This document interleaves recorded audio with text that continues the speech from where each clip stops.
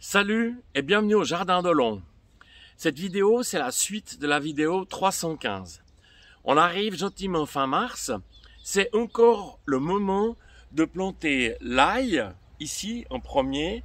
Et là, j'ai deux sortes d'oignons, donc oignons rouges et des oignons jaunes. Il y aura d'autres vidéos qui vont sortir. Si tu veux pas les louper, clique en bas à droite sur abonner. Alors, c'est parti sur comment réussir sa culture d'ail et d'oignons sous bâche. Je le rappelle, j'ai un jardin qui est extrêmement azoté et je suis envahi par les graminées. Je te mettrai d'ailleurs des images là-dessus. Alors, c'est parti.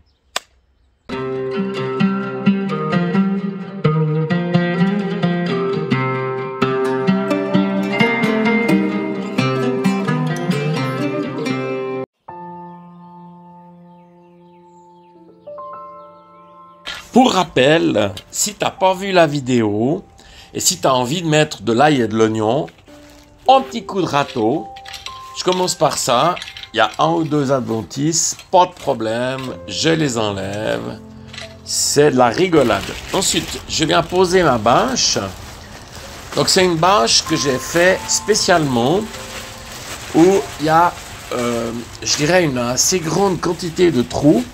Parce que le but, c'est vraiment que les oignons et l'ail se tiennent entre eux.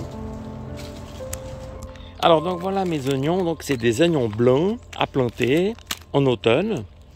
Donc, distance de plantation jusqu'à 8 cm. Et je vais le faire avec mon plantoir ici.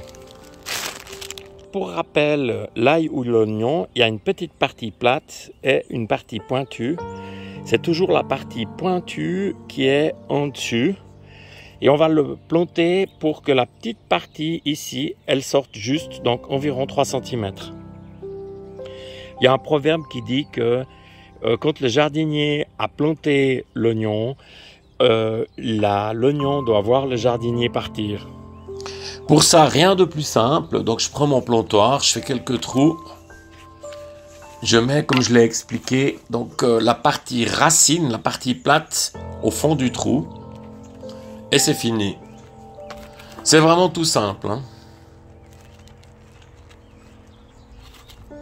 Et bien évidemment, une fois que c'est terminé, un petit arrosage. Voilà, j'essaie de ne pas en mettre trop à côté.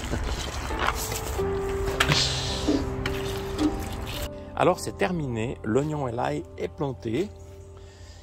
Alors j'aimerais dire que j'ai fait une distance de plantation très serrée. Parce que le but, c'est vraiment qu'ils puissent se tenir ensemble et que ce soit vraiment hyper productif. Un peu moins de 3 mois plus tard, regarde, les oignons et l'ail sont super bien sortis. C'est vraiment très joli.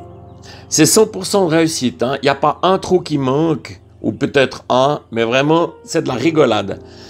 Alors voilà. Si cette petite vidéo t'a plu et t'a donné envie de planter de l'ail et de l'oignon, lève le pouce pour me faire plaisir. Je me réjouis de te retrouver. Merci de ta visite. À bientôt.